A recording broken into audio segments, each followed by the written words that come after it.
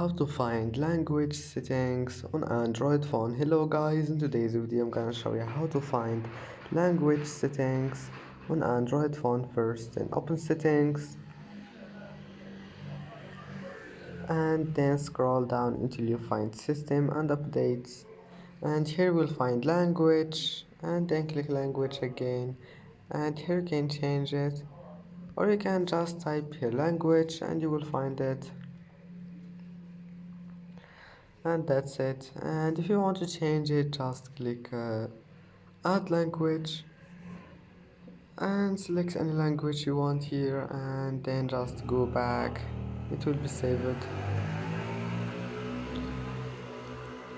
And that's it for today's video. If you like this video, don't forget like and subscribe, and see you in the next video.